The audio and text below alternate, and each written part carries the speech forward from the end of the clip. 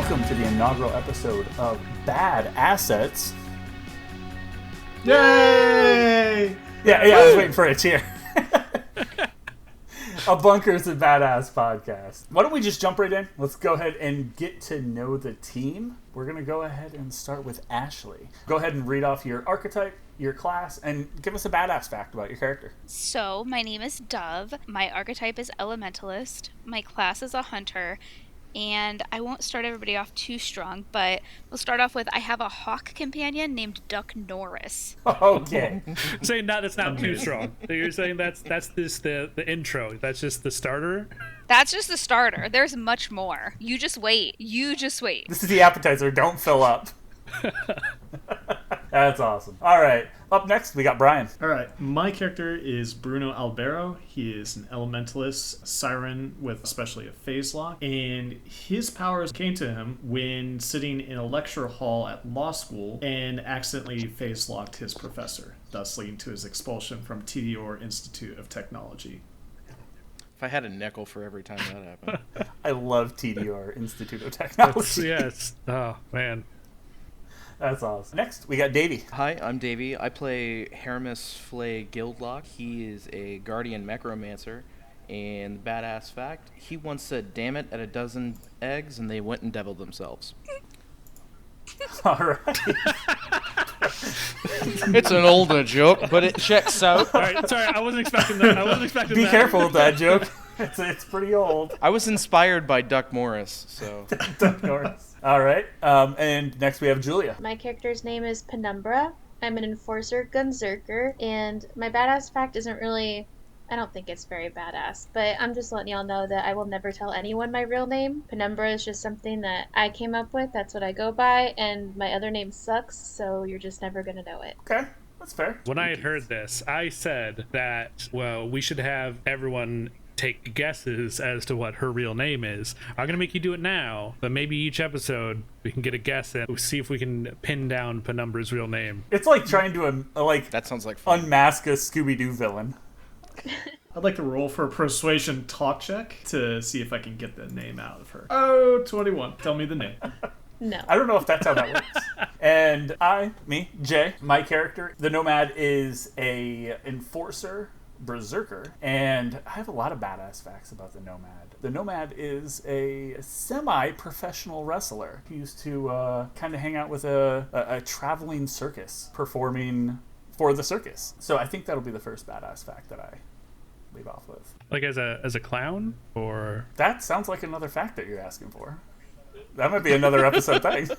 Tune in next week. And last but not least, we have our bunker master, Ian, who has a little info himself. So I am the Bunker Master. I control the world, all the peoples in it, and especially everything that wants to kill you. Hi, God. Hi. My badass fact is going to be about me, and figured since it's the inaugural episode, might as go with the most obvious one, which is I designed this game. That is No very way. obvious. Yeah. Did you really? Badass fact. That is badass. That's might be the most badass out of all these. No, that's pretty great. No, it's definitely it's definitely Duck Norris. I know I don't compare. You're a close second. It's fine. I know. It's all right. So why don't we get into it? Long ago, the beautiful queen of Flamerock Refuge ruled over her kingdom with wisdom and grace. A kingdom that had spent the better part of a century at war had finally, under the queen's guidance, come to know peace. People's hearts were as full as their bellies, and the sun shone a little brighter over Flamerock with the queen's presence. Fortunately, this peace was not meant to last forever. Several months ago, the queen disappeared, kidnapped by a handsome sorcerer. With the queen missing, darkness has fallen upon the kingdom. People of Flamerock Refuge crouch in terror, awaiting oblivion, as the handsome sorcerer wages war on all that is good and bright in the land. The Tree of Life, a magical tree in the forest outside Flamerock that imbues all its surrounding environs with joy and good health, has begun to wilt. We begin our quest, our adventure here today at the docks, where the players will be getting to know each other, finding out you are not in Flamerock yet. You are about to be boarding a ship but the hows and whys of that are what we're about to find out. So first we will go to we'll see Bruno. What is Bruno up to? Bruno is making his way to the boat when he sees his friend, the Nomad, and shouts out, "Nomade, you son of a bitch, you are out of prison early, how are you?" And then it focuses in on us doing a handshake, almost, but yet flexing at the same time. And as there was a camera, it'd be focusing purely on the arms who are flexing. Except Nomad's arms are significantly larger than Bruno's. Yeah, I'm very surprised to see you out here. I got pinched, broke out a bit early. We'll talk about that in a little bit. What's been going on? You seem like you're in a hurry.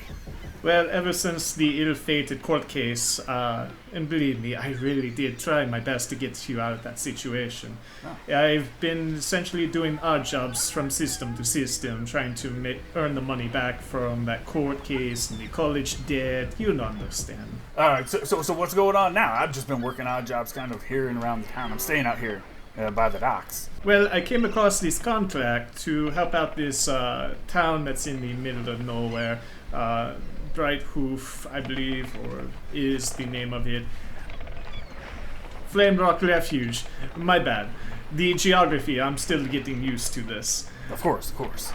But it's set to meet at the docks for the crew that we're to meet up with to take on this assignment. All right. Yeah, I'm not up to anything. You need a hand? Absolutely. Especially those fists of fury. All right. Well, lead the way. All right. Bruno and Il Nomade make their way to the docks to meet with the rest of the team. Okay, so yeah, you head out to where the ship that you are going to be boarding is docked. There are workers, crewmates loading stuff in, unloading stuff, getting the ship ready to set sail. You notice that the sails themselves are a little bit worn, a little bit tattered, as if this particular vessel was in a scuffle recently as you board. Are you sure this thing can even float? I feel that she's seen better days, but I have a good feeling about this one. All right, well, I mean, I'll follow your lead. And so we will venture over to the other group. We will see Hermes, who is making his way through the docks as well. As Hermes is lurching through the wharf area, he catches sight of the ship and goes, "Ah, what a large piece of shit." At least it's a floater. Better than the last one. Ugh, my old bones are tired. I should replace those. And who is with Hermes on this day? Ashley, Julia, that's your cue. I didn't know if that was a cue for me or a cue for them. I mean, Penumbra is with you. Definitely not laughing at your poop joke. Dev is strolling in behind, paying more attention to Duck Norris and talking to Duck Norris while just strolling in to join everybody. So what is she saying to Duck Norris? And is Duck Norris paying attention, or is Duck Norris looking around the docks? He's Duck Norris. He's looking around. He doesn't listen until it's really important. He's got to make sure everything's safe in front of us. So as you all head to the docks, Hermes, you were reminded of another venture that you took with these two, where you were trying to gather rare ingredients. Whatever happened with that? So that's actually a misunderstanding. That's what the press put out in order to not get me in trouble. But effectively what happened is there was a bunch of hoodlums that broke into my restaurant that I was working in.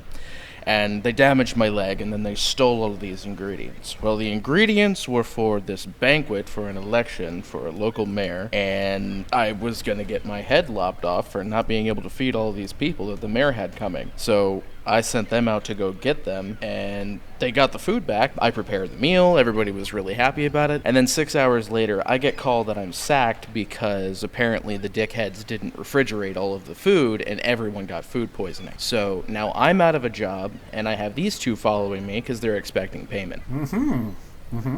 Effectively, I'm a hostage, but also, like, not. I don't know. This is weird. Hostage that feeds us. It makes us sick. Yeah, basically. My sympathies.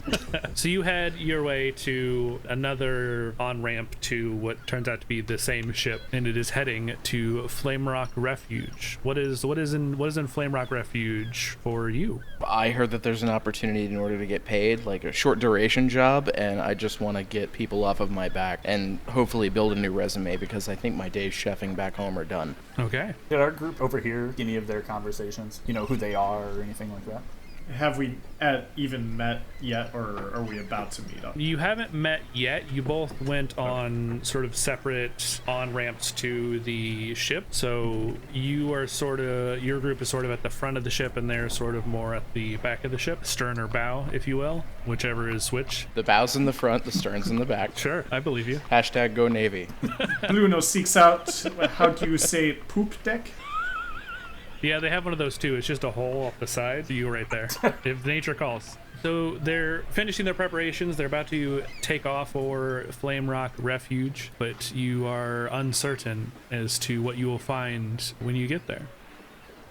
Some time passes as you approach the docks, as you see Flamerock Refuge growing larger and larger in the foreground, and your ship is almost docked. As if expecting your arrival, but completely misunderstanding your favorite scent, the unassuming docks outside of Flamerock Refuge reek of moribund rot. The ramshackle, sunken piers reach out from the coastline like incisors from a jawbone. The leaky boat carrying all of you sways uneasily on the water. Whoa! The first mate glance at you. Vault hunters, I don't know how he knew. What brings you ding-dongs to this death-wishy part of the world?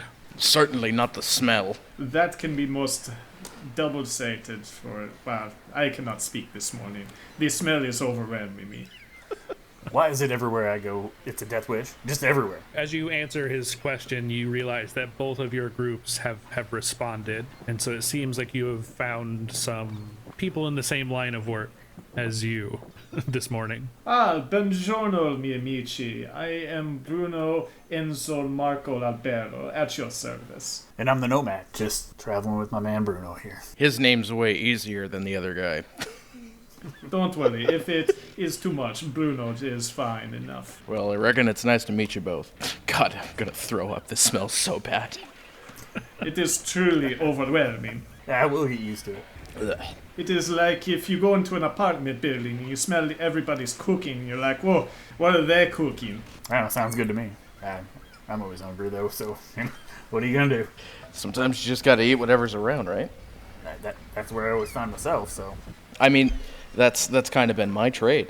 I'm a book writer. I make cookbooks. Oh, yeah, anything I've ever picked up? Maybe 101 quick recipes on East Pandora? I'm Hermes Flay Guildlock, and he sticks out his hands to shake.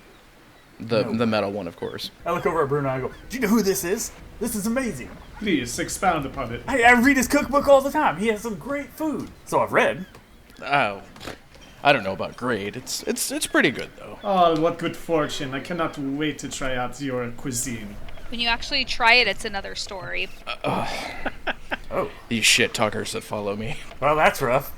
I'm excited, but I mean, you know the food where we just left from. It's not great. So, reading cookbooks along the way and, hearing about great cuisine, that's something to keep someone going, right? Yes, I suppose, but anything we try to make here is gonna just not be palatable. This smells like a whale's asshole. I just can't. As you sort of marinate on that thought. On a whale's asshole. Marinated whale asshole. That's going in the book. The boat docks haphazardly, smashing into the pier at more or less full speed. Well, I guess we're here. Pilot house, shooing you off the vessel. Crouching anxiously behind the helm, they are eager to put out to sea the instant you step off the boat, or possibly before if you take too long. You arrive at the docks of Flamerock Refuge. This place used to be really nice until the handsome sorcerer messed everything up. So you are on the dock of where the boat was. It is now left you. You see the edge of a rocky shoreline where the sea kind of comes in and meets the shore. Past that, you see waves have come in and left a shallow pool of water. And then beyond that, to your left, you see a bit of the actual shoreline, what's supposed to be a beach, but hasn't really been tended to in a while. And then you look beyond that, and you see skeletons racing towards you from the gates of Flamerock Refuge in the distance. And they're getting closer by the second. All right, so I think my character kind of spots them. Well, I know Bruno and myself. I mean, we're no stranger to this. You guys have combat experience? A little bit. Well, we will take all that we can get. Let's get these skelly men. All right. So we will have everyone roll initiative. Yeah, he is.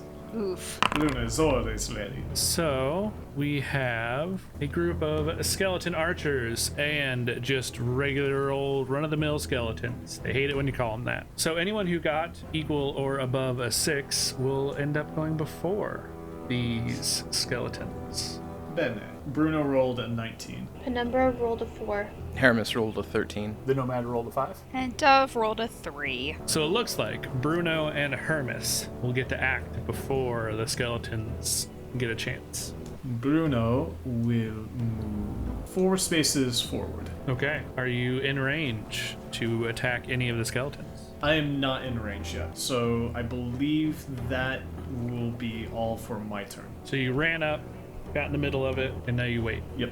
Getting ready for action. So, Hermes, you seem a little bit more fleet-footed than Bruno. What would you like to do? This is my first time actually doing movement. How do I figure out how far that it was that I could move? So on your character sheet, you should have a value called movement. Should be underneath your initiative. So combat values, you have initiative, and you have movement. Everyone has a base speed of 3 squares, plus your speed modifier, which for you is a +3. So you Cool, can move. so I can move 6. 6 squares, yes. So since he's headed north, I think I'm gonna head more east. We'll do 1, 2, 3, 4, 5, 6. Okay. So what if I want to take a second movement? Can I do that? You can. That will give me a mayhem, which I can then spend in future turns, but it's totally worth it. It's 6 spaces. I'd say it's worth it. I agree. So I'll go another 1, 2, 3, 4, 5, and go over to this treasure chest. Yeah, you found a treasure chest. So you're going to roll 1d6. Rolled a 6. You got a 6. So inside, you find 50 gold, and you find a random potion. So you get a stat potion. It is now in your inventory, and you can use it at any time, and it will give you +3 on a stat mod of your choice for 1 hour. Awesome. I think that concludes my turn. Unfortunately, neither of you have started to deal with the skeleton problem, so we will go with this useless skeleton here. If you hover over any of the enemies, I have a program that gives them all just random adjectives, so you can differentiate them. Bitch and skeleton. I'm zeroing in on him. Whoa, this one's intolerant. That's not cool. The parents of these skeletons, they were not kind. So the useless skeleton has moved its movement and does nothing. It is encroaching on Hermes. The resilient skeleton is also encroaching closer to where Hermes is. It's still about 3 or 4 squares away, but that one is going to take its dodge action, which will mean the next time something tries to hit it, it is going to negate one of those hits. We have the zealous skeleton and frightened skeleton on the upper left-hand side are going to start moving towards our friend Bruno here, but both of them again cannot get close enough to make an attack. But the frightened skeleton is also going to take the dodge action because he is very scared of getting hit. And that is it for the regular skeletons. We have a lax skeleton archer who's just kind of like, yeah, whatever, man. Like, they'll die, it's fine. You'll get them. Yeah, the way it dies, whatever. It is going to move 1, 2, 3 squares, ending behind the resilient skeleton, and it is going to take aim at Hermes. It's not going to attack him, but it is going to knock an arrow and pull it back. And you can tell Hermes that it is pointed directly at you. Pant-crapping terror. The bitchin' skeleton archer is going to move its 3 spaces and knock an arrow at Bruno. And the intolerant skeleton really just heard Bruno speaking as he exited the dock. It just doesn't want any part of that, so he's also going to take aim. He doesn't like you because you have skin. It's nothing else. That's it. It's just skin. I see. I wouldn't say racist skeleton, but if there was a skin to no skin equivalent, he would be that. Right, exactly. He's pro bone. He is a pro bono, if you will. So that is it for the skeletons. Now we go to the nomad. All right, found myself right on the rocks next to the dock a little bit, next to Dove, and 4 squares away from Bruno. I see all those skeletons move in, and I think I spot an opportunity. 4 squares north toward Bruno. I'm going to shift off to the side just to kind of be adjacent to Bruno. Just like no times, right? Yeah, I think I have something new. I pull out my rocket launcher named Knock Knock and aim right at the frightened skeleton directly in the middle. The skeleton is frightened for a reason. That's not looking good for him. Here's what happens. As you fire directly at the frightened skeleton attempts to dodge out of the way. He kind of pulls his hands down and like moves his rib cage out of the way, and that it goes right by it, but explodes in that same square. So you're going to deal splash damage to all of them, but no one is going to take the main damage because the frightened skeleton did dodge before. Fair. I would say that skeleton is cheeky, but he has no cheeks. The intolerant skeleton just glares at you. A passive-aggressive intolerant skeleton. Wow. So you did 11 damage. So we'll just divide that in half. We'll just say they each take 5 damage. I call out that they are kind of quick. They're either quick or they have really good dodge reflexes. So take heed of that. Damage dealt. They are looking a little bit more exploded than they were before. A few more chips on their bones. Ooh, how good do chips sound? Anything else? I'm gonna throw that grenade. Okay. So you are throwing a grenade. How far away are you throwing it? I'm just chucking it right at that same frightened skeleton. I'm a little perturbed that he moved out of the way from my rocket shot. Okay. So that is within your range to be able to freely throw, and that is equal to your damage modifier, which for you is a +4. So you can always throw things up to 4 squares away for free, and you're pretty accurate. Beyond that, you would have to roll an accuracy check to see if it goes where you want it to go. But for now, you got it. What does the grenade do?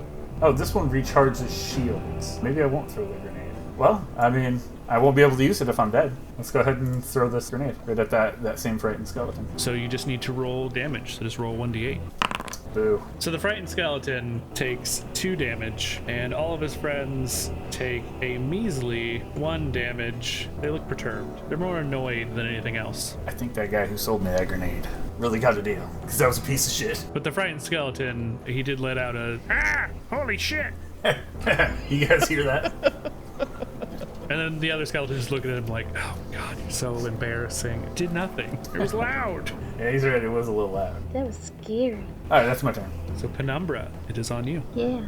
So, I'm gonna move, and then, unfortunate for all of us, but I'm gonna move again, because obviously I can't hit anything from here. But I'm also making my way over to Hermes, because, I mean, obviously he still owes me, and I have to make sure he doesn't die before he pays me for helping him. I looked like that I went from dwarf to Greek god. That's pretty awesome. Upgrade! 1, 2, and 3. I'm gonna use my shotgun and shoot at the useless skeleton. Okay. So you ended with a 7, and you got 1 hit. The useless skeleton was useless, so he does not try and dodge. He is just there being useless, so why don't you go ahead and roll some damage. So the skeleton takes 8 damage and is feeling very useless and moderately injured. He should feel way more useless. It's like, my ribs!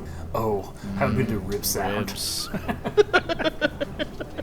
Twin mine. Is there anything else you would like to do, Penumbra? Nope, that's it. Okay, so finally we have Dove, who is here along with Duck Norris. Yes. Does Duck get to move with me? So Duck has a movement of 4 like I do. Does Duck move on their own to 4, and then I can move on my own to 4 spaces? So I would think if Duck is normally perched on you, which if that is the case, then you would be able to move with Duck, and then Duck would get to move maybe after you've moved for like 4 additional spaces. So we're gonna move 1, 2, 3. I just calculated this. 3, 4. And I'm gonna bring Duck up here with me. That should be 1, 2, 3, 4. Now, question, if I want to shoot, and I have a range of 8 squares. So from cool. you, the useless skeleton is 7 squares away. Yeah, so Dove's gonna go ahead and use her Elven Sight Sniper and shoot at the useless skeleton. Excellent. So it's definitely within range. Yes. When you go to roll your accuracy, make sure to add your +3 because you are definitely more than 3 squares away. And all sniper rifles have the ability of if you are range 3 or more, then you get +3 to your accuracy. Sniper rifles are obviously a little bit easier to shoot if you're not right up in their face. Oh, 8. So you got an 8, which is granted you 2 hits. So why don't you go ahead and roll that damage. 14. So you deal 14 shock damage to the useless skeleton. The useless skeleton has expired. Hell yeah, that's what I'm talking about. It got electrocuted, and like the whatever it is that is keeping its bones together, you just see like electricity just kind of like break that up, and it just splits into like a pile of bone. And goodbye. I've always wondered, if you electrocuted a skeleton, would you see the skeleton of the skeleton? I like that question. That's a good question. In the space where the bones are, you can see that it had some sort of magical packet. Maybe there's some loot in that pile of bone and ash. Is Duck Norris doing anything? No, Duck Just chilling? can't really do anything right now, so we are good for this round. He's using those gazing orange eyes of his to make sure nobody gets too close to us. So now we will go back to the top of the order, and Bruno, it's back to you. I'm going to fire on the frightened skeleton. Okay, so the frightened skeleton, Which is standing directly before you, about 3 squares away, and you are shooting it with, what is your weapon? The flare gun, SMG. Excellent. Alright, so So you get a 12, which is 3 hits. Why don't you go ahead and roll that damage? You have dealt 4 fire damage to the frightened skeleton. The frightened skeleton doesn't necessarily enjoy being on fire, but everything that's on fire is really not any of its crucial bits, so he didn't seem to mind that much. Would you like to do anything else? I think sure. Let's phase lock the zealous skeleton. Okay, normally you can't attack and activate your action skill, but since you're giving me a mayhem, I'm gonna allow it. Alright. I will mention, before you finalize this decision, that both the bitchin' skeleton and the intolerant skeleton are aimed at you with their arrows. You know what? I do not like the way that the intolerant skeleton has been looking at this entire encounter. Let's phase lock him. So a ball of energy, what color is the ball? Let's go with just purple. So a purple ball of energy sort of encapsulates the skeleton. Its arrow that it was going to shoot just kind of like fires and is also stuck in kind of like a stasis with the rest of the skeleton, and it's just hovering 8 inches off of the ground in a ball, unable to move. Bruno, whoa.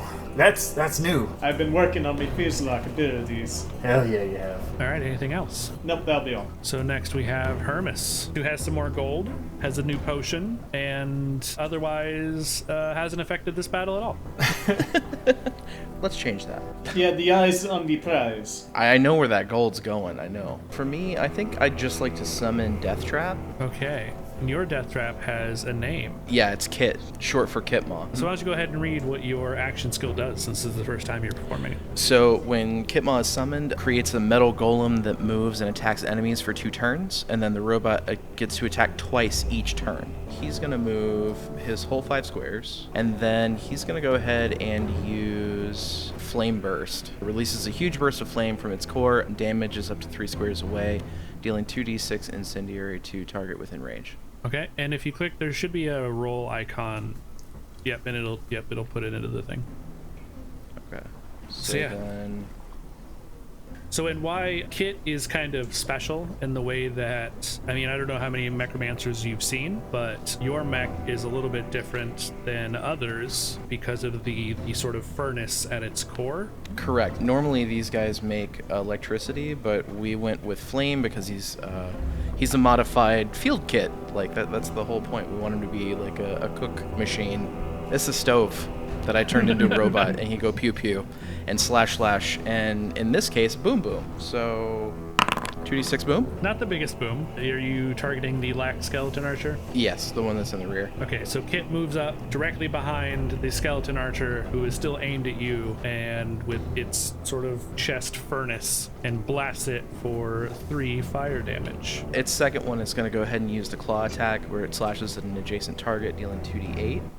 So we'll roll for 2d8, and it comes up with 11. Same target? Yes, he's aiming at my face. I'm not a fan. So the Lax Archer takes an additional 11 points of damage. It sort of loses sight of you for a second as it gets slashed forward. We will see how that affects things. So I'm going to retreat 5 spaces and head back this way.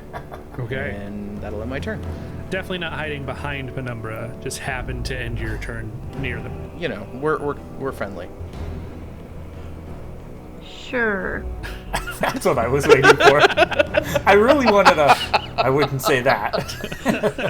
But I'll take sure. That's funny. Okay. So it is now the basic skeleton's turn. They are going to move, and the resilient skeleton is going to be in range to slash Penumbra, as they cannot get to who they probably want to really slash, which is Hermes. So the resilient skeleton slashes at Penumbra, dealing 1d10 plus 2 damage. But first, it always has to roll an attack, because it could fail. It rolled a 3 for its attack, which doesn't fail, but just does normal damage. So Penumbra is going to take 12 damage. Oh, I'm so sorry, it did max damage. Damn. No. Okay. All right, Penumbra, feeling a little bit hurt. The frightened skeleton is going to, I mean, I would say it would run away. Yeah, you know, it's gonna move back 3 spaces. It is going to live up to its name. It is going to be frightened. It is going to cower by the rocks over here. The zealous skeleton, though, not for the zealous skeleton. Zealous skeleton is going to come up and, it is actually more mad at the nomad. So it is going to move up directly in front of the nomad and slash at it as well. So we will see what it gets on its d20 roll. It gets a 9, which means it's going to deal 2 extra damage. So it's going to deal 1d10 plus 4 damage. It's going to deal 8 damage to the nomad. It dealt less damage with a bigger bonus than the resilient skeleton did. Next are skeleton archers. The lax skeleton archer is no longer in range of firing upon Hermes. So it is going to move 1, 2, 3 spaces back, and it is going to take aim at Kit instead. It's creating distance between itself and the murder machine that is Kit. I got bad news for it. It did not make enough distance. It's all it's got. He's very chill. He's like, oh, that hurt. I'd rather not die, but man, I really also would rather not move more than 3 spaces away. Yeah, skeletons shouldn't skip leg day. Boy, if the intolerant skeleton could hear you now. The bitchin' skeleton, though, it is going to release its arrow that it had aimed at Bruno, as Bruno did not move at all. And since it was aimed, it's going to deal 3d8 damage. But first, we shall see how its attack on Bruno goes. It goes very well. It got a 17, which means it's going to deal 3d8 plus 4 damage Oh no. to Bruno. 13 Yeah, it wasn't damage for Bruno. Could have been much worse. So there is a nifty little take damage icon right on your action panel. You can literally just click take damage, punch in whatever the damage is, and it'll chip away at your shield first, and then your health after that. Oh, that's cool. Yeah, cool little thing. So you don't have to like manually change numbers and do math. Yeah. Which is exactly what I just did. The unfortunate part is that does not exist for me, and I have to keep doing math when you all hurt these goddamn skeletons. And so the intolerant skeleton is going to remain intolerant, but is stuck in that bubble. You cannot hear anything it's saying because of the noise isolation. So you've not only stopped it from attacking, but you've also stopped it from being more intolerant. Which is just as well with the way that thing was speaking to us. Okay, so that is it for the skeletons. Now we go to the nomad. I'm gonna go ahead and just move to the other side and straight up German suplex the skeleton into oblivion. That's my plan. The classics, they never change. Okay. So grab him around the waist and just fling him over my head and not let go. I'm gonna hang on until his shoulders and head hit the rocks, and then hopefully it just breaks apart and doesn't move anymore. Okay, and you get a bonus for this because... I do get a bonus for this. One of my traits is Macho Man. You're a professional wrestler who decided that you needed the ultimate prize. I get a +5 to melee attacks if they're pro wrestling moves. Oh, that's cool. And so you are suplexing, which is kind of exactly how you described. You're behind them, grabbing them around what would be their waist, their hip bones, in this case. I just grabbed them with my fists right around their spine, right above their hips. Their love handles are literal handles. I got a 13, I had a +1 to accuracy, so it was a 12 +1. So you've successfully grabbed them, and it's time to make the skull hit the road, as they say. Yep. So that is 1d10 plus 1d6 plus 4 which equals 15. You've done this move before, obviously. Not necessarily on skeletons, but on things that have skeletons. So you know what it should be like when they hit. But you feel like this time, when you go and they hit, it feels like they hit farther. Like you rolled through more. There's not as much resistance. Yeah. And that's because you have crushed their head, and now what you're actually hitting into the rocks is their shoulders. Oh, awesome. So, all right, what's it looking like? I imagine pretty beat up at least. Oh, it died. Oh, it died. Oh, good. I'm going to go ahead and just move up further forward here to take my total of 4. Okay. And in the pile of bones where the Zella skeleton used to be, there is a loot pile. And so you've ended your turn in front of the Intolerant skeleton, which is still stuck in that bubble until the end of this turn. So Penumbra, what are we doing? So this skeleton is like right next to me. Oh yeah. All up in your Like business. Stabbed you very... All up in my business. Alright, cool. So I'm going to do a side elbow to his ribcage. Great. And do you get a bonus to this for any reason? I sure do, for a reason. What is that reason? No, go ahead. I'll listen. So that reason, I mean, I get a +5 to melee attacks if I use pro wrestling moves for some reason. Hell yes! We have 2 in this moment. Nomad, you're looking over and you're seeing what is about to transpire, and like the look of recognition, I know exactly what's about to happen. You've seen it 100 times. So Penumbra, go ahead. Oh, Wow. This before though. So you end up with a 23, which is definitely a hit, and you are going to deal double damage to them. Yeah. Yeah, I am. 16 total damage. What move were you doing? A side elbow to the ribs. So they slashed you pretty hard. You kind of like duck down into it, and then you take your elbow and you smash it into the rib cage. And because, again, you've done this before, you're used to there being, some meat and flesh there, you give it a little extra, and it just goes in. And you hear the breaking of the ribs as your elbow goes, like, in and through the ribs. And as you, like, pull your arm back from that, you have their ribcage attached to your arm still, because they have definitely died. Perfect. Nomad and Mimichi, it seems we found yourself a sparring partner. Do you want me to plate those ribs for you? Wait, you're talking to me? Because yes. There's no meat on them. Beggars can't be choosers. And the pile of bones, there's also a pile of loot, it seems. Neat. What else would you like to do? Oh yeah, because I only hit. I mean, I guess I'll pick up this loot while I'm right here. So within this pile of bones and in the rib cage, for some reason, you have found a grenade that was lodged in the rib cage. I assume that the skeleton tried to eat it and just didn't digest it because it can't. Would you like to move or anything else? I guess you'd have to move to pick up that, but... Okay, I'm done. That was awesome. Bravo. I'm not even paying attention to the skeletons around me anymore. You just turn facing me and your jaw is just like on the ground. No, that's the other guy. Yeah.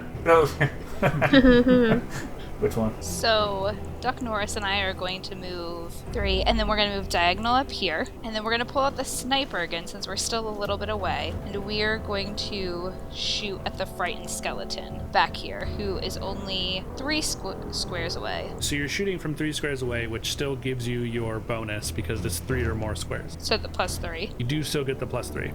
Perfect. We hit with a 23. And we rolled Oh my god. major damage. Oh my god. Major damage. Bye-bye. Is there any sort of splash damage? Just... Do his, bones go flying and hit any of these other skeletons over here near him? So here's what I'm gonna say. Because your elven sight does you shock damage, you have shocked the bones straight out of the frightened skeleton, and because he was trying to run away, his bone sort of explodes outward, and he is going to deal the crit damage that you dealt with his bones to the other 2 that are near him. So you dealt a total of, what is that, 30 37 damage. Yeah, 37. That's catastrophic. The frightened skeleton was running away because he had 4 health. Yeah. So did he just like implode? He implodes. You're going to deal 12 damage to this skeleton archer and 12 damage to the intolerant skeleton archer, who just takes the damage in the bubble. Like, he is just can't do anything about it. I just imagine that there's nothing that's even left from that skeleton. It just folded in on itself and went to a different dimension. Yes, but somehow, impossibly, there still seems to be loot where his feet were. I think it's where he, like, if he had a bladder, he would have wet himself. Like, he dropped his pants right before he exploded. So Duck Norris sees this. What is Duck Norris's reaction to this? Duck is like shaking his head very much in approval. Duck Norris is going to go ahead and slide up here next to the bitchin' skeleton, and he's going to use claws. So he swipes his claws at an adjacent target. Dealing 1d4 Yes. plus 1 damage. Oh. Ooh, max damage. Hell yeah. So 5 damage coming in to the bitchin' skeleton, who is feeling very not as bitchin' anymore, but still alive, still pointing. Still hanging on. He's going to fly back over here with me. All right, and is that it? That is it for us. Okay, we go back to the top of the order with Bruno, who just saw this happen. Bruno is going to make a move up to the 2 remaining skeleton archers that are close by. I'd probably have to make a traverse check, though, since I'm trying to get off the rocks here, right? I will say, because I haven't been having people do this, that the adrenaline is still pumping through you, and like every time something cool as shit happens, like it re-ups the adrenaline. So you are all like amped, and train is nothing to you right now. Emboldened by Dove's spectacular shot, Bruno moves all the way up to the intolerant asshole skeleton archer, shoots at him with his SMG. Okay. I rolled a 17, get 5 hits on him, dealing a total of 14 flame damage. So you see in that bubble, it starts to dissipate a bit because, you know, it's going away at the end of your turn. So its hold on him wasn't as strong anymore, but that does not matter because you have cooked him inside of this bubble. So there's the purple and the red just kind of like swirling together on the inside, and it just destroys the intolerant skeleton, who never learned his lesson, never changed, but is now dead. And that's still an improvement. So the world is still better. Alright, and I believe that ends my turn. From that bubble just drops a little loot pile. All right, I believe that's Hermes. Sweet. So, at the beginning of my turn, do I announce that I want to try a badass move? So when you want to do a badass move, you replace your turn, announce all of the stuff that you intend on doing in that turn, and it boils all of it down into a single roll for success or failure. Okay, cool. So, my thought is this. Hermes is going to run up here, 4, and then Kitma is going to run up behind the skeleton for 3. Kit is going to remove the head of this skeleton and then throw it like a baseball to where Hermes is going to be standing. And then Hermes is going to try to hit the bitchin' skeleton with the skull by like using his rifle as a bat. Okay. Skeleton hot potato. Yeah, basically. We're going for a combo. All right, so on your character sheet, there should be a button in your action stuff to make a badass roll, but before you do that, badass moves can be assisted. So if anyone else who hasn't gone yet, so everyone but Bruno, if anyone would like to assist in this badass move this turn in some way, however they feel like they can best assist, they can. I know, Dove, you're kind of right in the middle of where this action is supposed to be happening. So if you want to like duck and cover, you know? Yeah. Sorry, not Duck Norris, but can't yell duck because then he'll pop up and he'll be like, what? Yeah. He'll have no idea what's going on. Yeah, we're gonna dodge just to get out of line of sight. Okay, and so since you are assisting, you also perform a badass roll. It increases the difficulty a little bit, but the combined effort is usually more worth it. If no one else is hopping in, I can set a difficulty for this. So I would say that your movement is pretty standard. You have adrenaline. You finely tuned Kit enough to where it can run on difficult terrain pretty easily. So your movement's not going to be an issue. Knocking the head off of that archer seems probably like something Kit can handle. The real tough part is that you're going to have to hit it with your rifle into the other one. So I think you and also Dove rolling for this, I think this is going to be like a 19 difficulty that you have to reach. Ooh. So you'll do both of your rolls, add them together. If it's above 19 or equal to, then you succeed. Okay, cool. Let's give it a shot. So do I move everything first, or do we roll first? You go ahead and do the roll first, because at some point, if you fail, I might tell you at what point you are stopped from completing your actions. Understood. So roll. Oh. Bum, bum, bum, bum. Come on, Ashley, save me. So that was a 2, so that means I need to roll at least a 17, right? That's a 2. Or a 16. Yeah, 16 or 17. Oh, yeah, 16, okay. No. That was another 2 roll. Also a 2. Oh no. Wait, why did it say Duck Norris rolled that? Hold on, can we try again now that I was on the wrong one, right? Completely on the wrong one. Does that matter? Please let that matter. Obviously, Duck Norris didn't do this, so we're just gonna pretend that didn't happen. All right. So let's try that again. Yeah, no, nothing happened. Yeah. Oh, there Oh, it is. shit. See, Duck just wasn't Right ready, on the nose. but Dove was. It's fine. Dove rolled a 16. Hermes rolled a 2. Always over here covering your ass, just like after the food.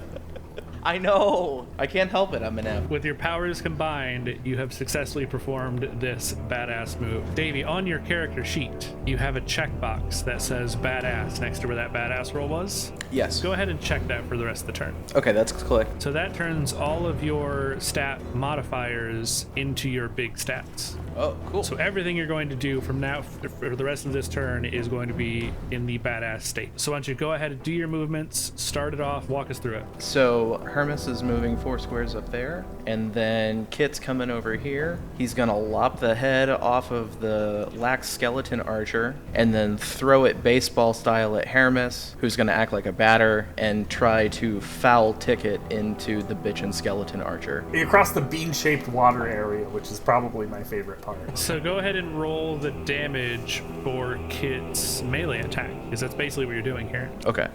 Okay, and what is your damage modifier now? It's 2. So we're going to deal an additional 2 on top of that. I'm going to say it's not dead, but it does not have a head anymore. That's odd. The body's going to be gone, but the head is going to remain conscious for this part at least, and is going to come sailing across toward you, and now you will need to make a melee attack. Okay, so now it's Hermes's melee attack. Yeah.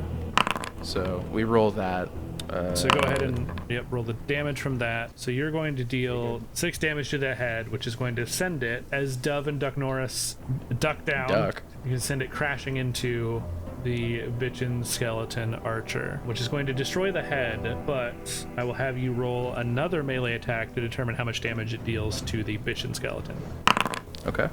3 more damage. So the lax skeleton is dead. The bitchin' skeleton is so very close to being dead. Well, I'll say that at least it's a single. I was hoping for a double play, but whatever. But you just barely got the result that you wanted. You're kind of lucky that it actually hit the skeleton. Looks like it's very close to missing that skeleton and possibly hitting Bruno. But it curved it just at the right way. A little curveball action. All I'd like to say is I'd like to thank my batting coach, Dove. You know, we wouldn't be here without you. Godspeed. So for a successful badass move, Hermes, you will gain 4 badass tokens, and Dove, for your help, you will gain 2. Cool. Badass tokens will allow you to do more badass moves in the future, because it's like first one's free, then 1, then 2, then 3 for more of them. Or you can spend them to add +1 to any roll. Yours, someone else's, whatever it is. Okay, cool. Is that it? Yeah, that's all I got. So now it is the bitchin' skeleton archer's turn, and on its turn, it's going to crumple.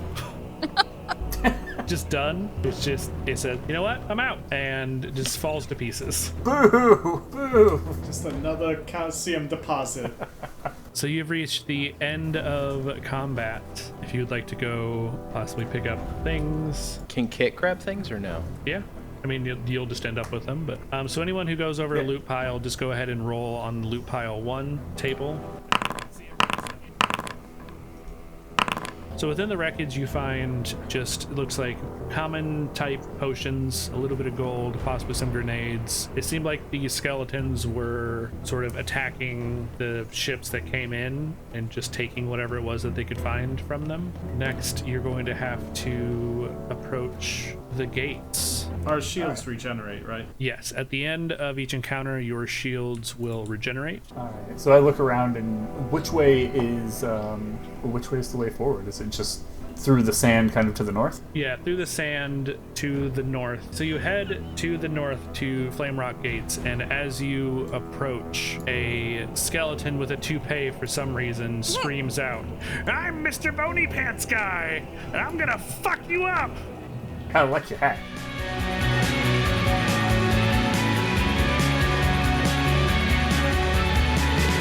Well, that was a good session, guys. Thanks for joining us. If you guys, as always, get the chance, you can check us out on our socials, at Bad Assets on Twitter as well. If you're listening to the podcast version of this, you can catch the video form of the show over on YouTube. So go check that out, and thanks for joining us, guys. Have a good one. Arrivederci.